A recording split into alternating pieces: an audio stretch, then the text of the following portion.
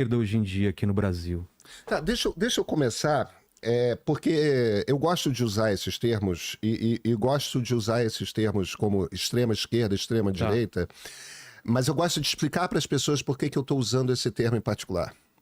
Como é que eu classifico, não sou só eu, tem muitos cientistas políticos que classificam dessa forma. Se você pega ali da extrema direita até o centro, da extrema direita até o centro, tá certo? Você tem extrema direita, você tem direita radical, você tem direita, centro-direita, centro. A direita radical não é extrema-direita? Não é a mesma coisa. Da maneira como eu classifico... E da mesma coisa na esquerda, tá? Aí você tem centro, centro-esquerda, esquerda, esquerda radical, extrema-esquerda. Tá. Como é que eu classifico aqui? Os extremos são aqueles que querem a derrubada da democracia. Tá. Se você é um comunista revolucionário, você quer a revolução do proletariado. Você quer a derrubada da democracia, você é a extrema esquerda. Se você é um golpista que quer general para dar um golpe de Estado, como Jair Bolsonaro, você é de extrema direita. Tá. Entendeu? O seu objetivo é declarado ou não, você pode disfarçar ou não, o seu objetivo é a derrubada da democracia. A direita radical e a esquerda radical, elas não querem a derrubada da democracia, mas elas estão confortáveis em forçar as leis e desobedecer às leis e se expor, inclusive, a uma prisão para chamar a atenção das suas causas. Então, deixa eu te dar um exemplo. O Guilherme Boulos, quando presidia um grupo cujo objetivo era fazer invasões que eram ilegais... ou você pega a turma que botou fogo na estátua do Borba Gato, sim, ou você pega os Black Blocs em 2013, essa turma que quebra janela, que quebra vidraça de banco, bota fogo em estátua, bota fogo em ônibus, essa turma, eles são radicais.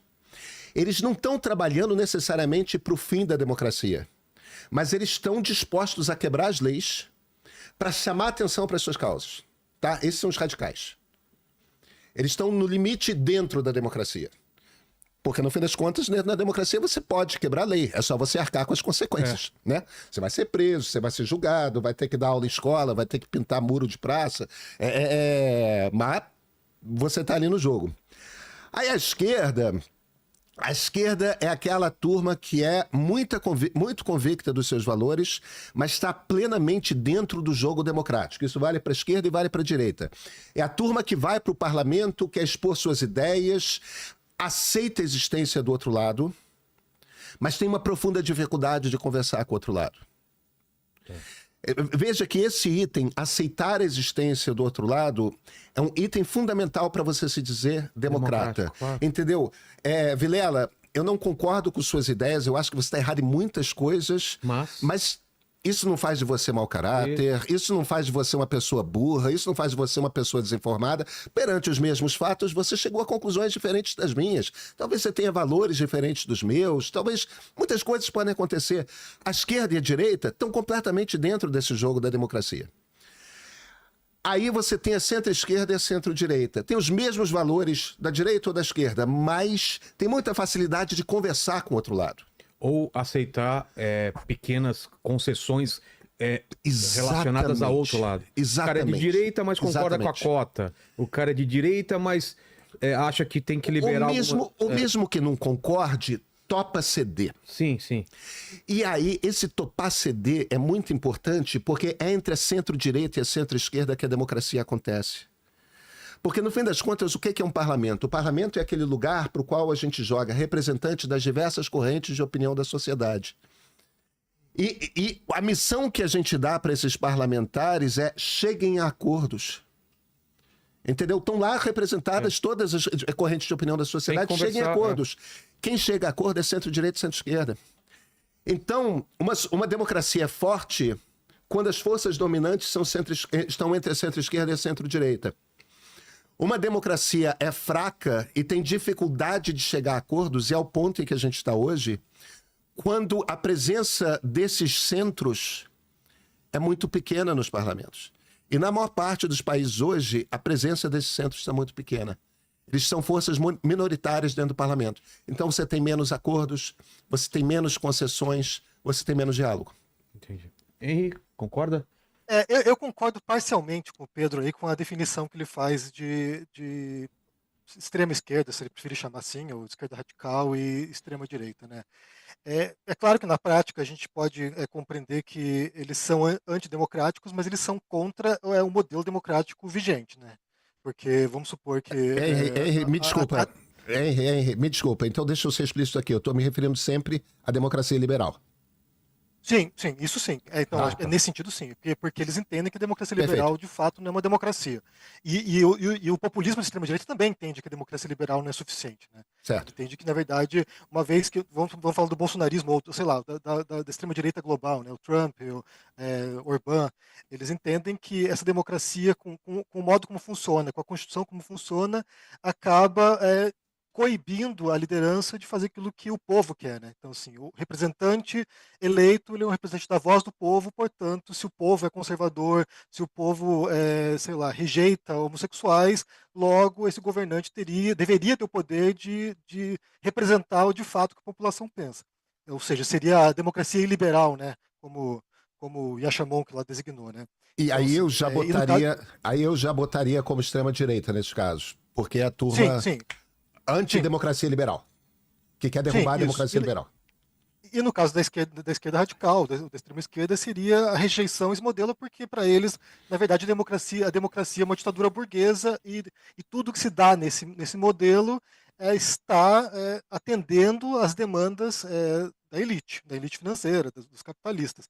Então, assim, é uma compreensão do que é democracia. Claro que a gente pode questionar também a própria definição que eles dão para si próprios, né? Então, assim, eu usaria mais, acho que, para a extrema esquerda, a designação de anticapitalista, que é, de fato, uma rejeição a esse modelo e de superação do capitalismo. Então, assim, é o que eles se propõem. Enquanto que a esquerda tradicional, a esquerda moderada, ou a esquerda progressista, é a compreensão de que existem inúmeros problemas no capitalismo, porém que a gente pode ir aprimorando gradualmente esse modelo. Então, assim, é um problema o capitalismo, mas a gente pode tentar lidar com isso, de algum modo. Então seria essa designação. Inclusive, esse seria um comentário que eu faria aqui, né? Porque a chamada foi... porque a esquerda apoia o Irã, né? A chamada para esse programa, e eu acho que foi uma generalização que confunde, né? Porque Claro. é uma parte ínfima que defende o Irã. Na verdade, eu imagino que muita gente moderada nem sequer se manifesta, porque tem medo da reação. Se ela abrir a boca para criticar alguns comportamentos de grupos mais, sabe, inflamados das redes sociais, elas são trituradas. Então, assim, muita gente não está apoiando o Irã. Ela simplesmente tem medo de falar, de abrir a boca porque sabe que vai ser queimada. Então, nessa distribuição, a gente tem um grupo de fato, e aí eu concordo com o Pedro nessa visão dele, que o jogo democrático se dá entre essas forças que reconhecem a legitimidade do outro, porque a democracia exige isso.